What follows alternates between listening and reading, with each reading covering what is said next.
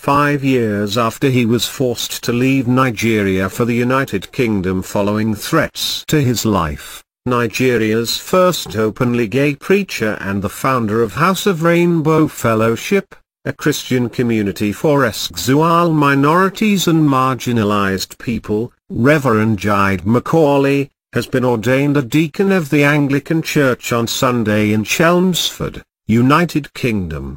The Bishop of Chelmsford, the Right Reverend Stephen Cotterill, will hold the ordination service at the Chelmsford Cathedral. Reverend Macaulay will serve as the curate in the East Ham Parish, London. He is believed to have inspired many ethnic minority people in the Newham area of London when in 2000 he played Jesus in 2000 Newham Millennium Passion Play. In an exclusive interview with Premium Times, Reverend Macaulay says his ordination is a source of hope for sexual minorities. He also spoke about his experience in Nigeria, the future of House of Rainbow Fellowship and the recently passed anti-gay bill by the National Assembly. PT, congratulations on your ordination into the Anglican Communion. What does this mean for our readers, especially sexual minorities in Africa? Reverend, thanks for the well wishes. My ordination into the Anglican Communion is an important continuation of my call to parish ministry, to reach out to all people regardless of who they are. I believe whilst my ordination is not anything new to the Church, for me it is both relevant on the state of persecution and righteous living for sexual minorities. My message to all people, especially lesbians, gays, bisexuals and transgender people of faith and none, is to hold on to their dreams and hopes in the face of hardship. God is a good God and loves all people. PT, tell us about the role you played in the Newham Millennium Passion Play A Light in the Darkness and how it has helped to change your life. Reverend, I played the character of Jesus in the Passion Play, which was staged outdoor throughout the London borough of Newham in 2000. This alone did not change my life but nonetheless was a single contribution to enhancing my relationship with the Anglican Church and more so with my Christian faith. The audition and rehearsal started late 1999 to early 2000. Reverend Father Stephen Saxby, a curate at St. Bartholomew at the time, immediately became my mentor and friend, who also played a crucial part as my spiritual leader and advisor. Playing Jesus gave me the opportunity to experience the hardship he went through and to understand the love that he has for the world. Jesus even at his death said, "Father, forgive them."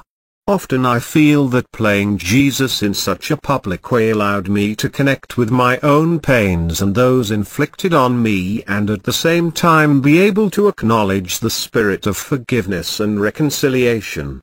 Now that you are fully ordained deacon in the Anglican Church, what happens to the House of Rainbow Fellowship? My ordination with the Anglican Communion does not extinguish the passion for inclusive theology and ministry for the marginalized.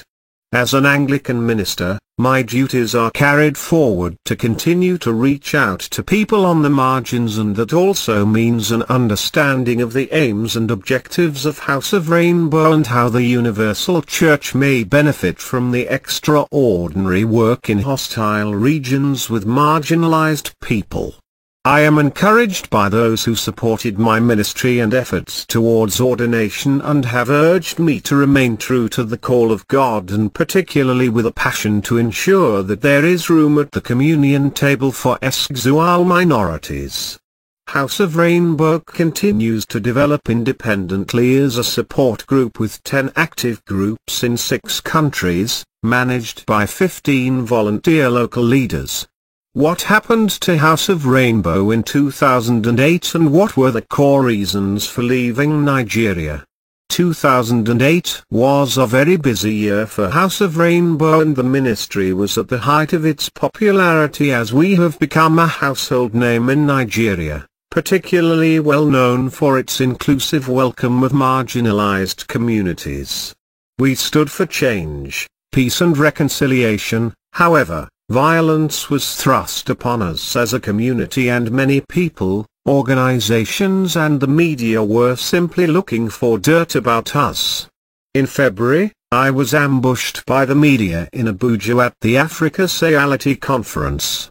In March, April the newspapers were filled with sensational headlines. By July we have had many more undercover reporters joined us and started to record and take photographs. By August, September, we received unprecedented hostile media coverage, increased violence and numerous death threats. Those who attacked us used this for their own gains. After the second-year anniversary celebration of House of Rainbow in Lagos, I went to Abuja for several meetings, and when I returned to Lagos, the environment became extremely hostile and the board of House of Rainbow decided it was time we re-strategize. I was advised to return to London for my own safety, and we moved the ministry underground to make it safer for those who attend. House of Rainbow since 2006 has always remained an active ministry in Nigeria with 3 active groups. What does your family, especially your father, think of your sexual orientation, and would he be attending your ordination in the Anglican Church in England? My family, like any family, first struggled with the knowledge of me being gay. Of course it is not about me that they first worry, but the prejudice and potential discrimination that both myself and my family had to endure after coming out as gay. The fear of me being gay was superseded by the unconditional love of my parents that held the family in one love. Unfortunately, being in public life and religious ministry has not helped in dealing with this privately. I personally would not have it any other way. I am proud to be gay and of Nigerian descent. With the love of my parents, I continue to excel as a son who just happens to be homosexual. For most of my family members, I am mostly loved and supported. They are not ashamed of me. My achievements and ordination would be celebrated with my entire family, and especially with my dad by my side. What do you think of the Nigerian anti-same-sex marriage bill recently passed in the parliament? I think that the anti-same-sex marriage bill in Nigeria has gone too far. Many Nigerians are concerned, especially to human rights defenders and gay activists. It makes no sense. Nigeria should look at progressive constitutions around the world that are inclusive of sexual minorities. Homosexuality was never a foreign import, and there is nothing to be afraid of, only if they can focus on getting to know the gay people and seeking our opinions. I believe that the Nigerian legislators should focus on laws against discrimination and not laws that punish private sexual relationship between 2 consenting adults. Unfortunately, the Nigeria systems allows for many institutions to lawfully discriminate against sexual minorities, and sadly this bill will and more likely punish innocent people, such as innocent parents and other family members, sexual health providers and proprietors of single-gendered institutions.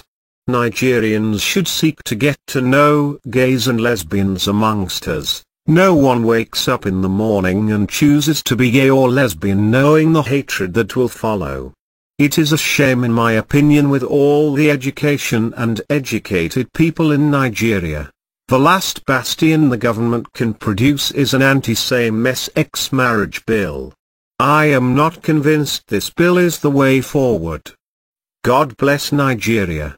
UK Sun.